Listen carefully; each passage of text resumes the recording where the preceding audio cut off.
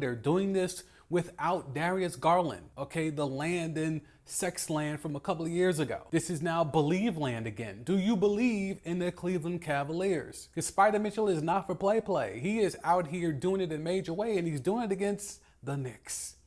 And you know, as chief Knick hater number one, I absolutely love the fact that he is putting up a 38 piece on the meniscus tearing taskmaster, aka Tom Thibodeau. You know I'm loving that. So 38 points, 8 threes, 11 assists.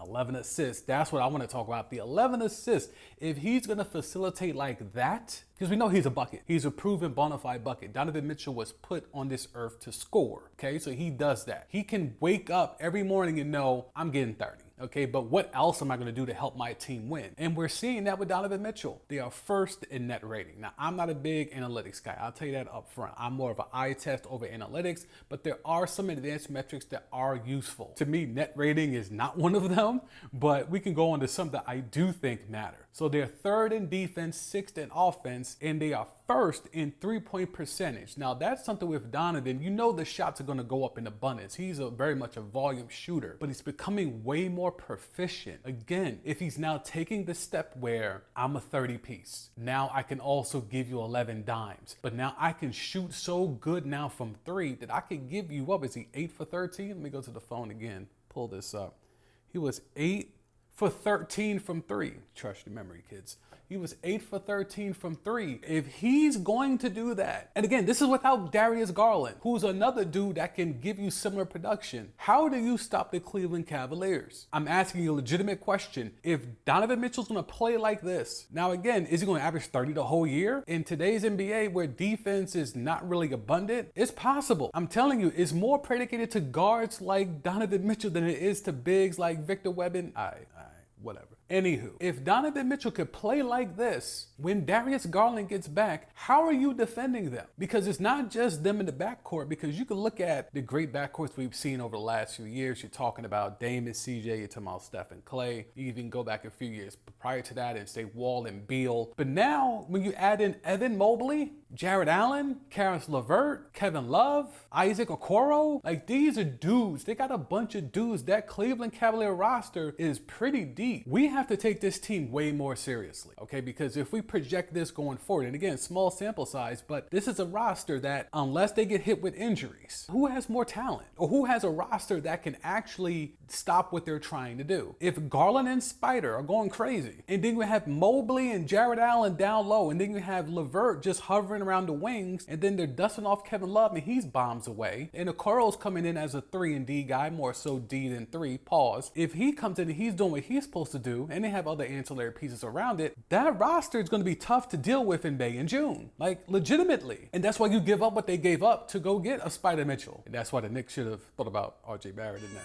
deal. I know they were like, no, we don't want to give up RJ. Well, I mean, would you rather have RJ right now or Donovan? Anyway, this is what it's going to look like come May and June.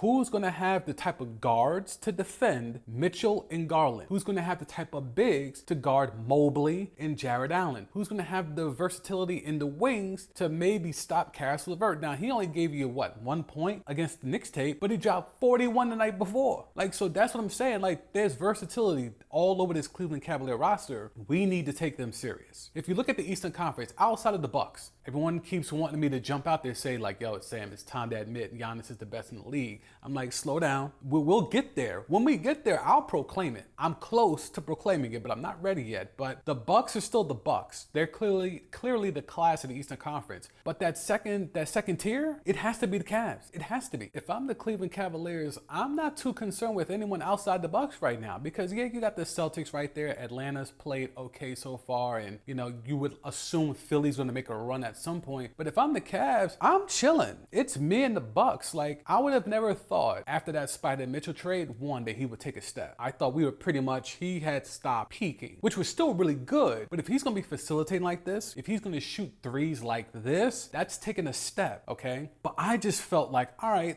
they got a roster full of just good ass players. Just a roster full of good ass players. Like, this is giving me, and walk with me, This is giving me Pistons vibes, the Chauncey Rashid vibe. Like, this is giving me that type of vibes where it's not, you don't have no clear cut, I have a top 5 player, because that's usually what wins in the NBA. You need a top 5 player in the league to win an NBA championship normally. But then you have the anomaly years, and the Pistons, to my memory, is the last team that won an NBA championship that had a guy that was not a top 5 or even a top 10 player as their lead dog in Chauncey Billups. So it's looking like that again, because would you consider Donovan Mitchell to be a top 10 player? He's certainly not top 5, but is he top 10? I would not consider him to be that, but if he's going to keep hooping like this, dropping 30 plus, shooting 8 for 13, giving me 11 dimes, if he's going to keep doing that, then maybe he is top 10. But coming into this season, I didn't think Donovan Mitchell was top 10. So if the Cleveland Cavaliers are going to have a roster full of dudes, Mobley, Okoro, Jared Allen, LeVert, and then Garland, and then Kevin Love, like,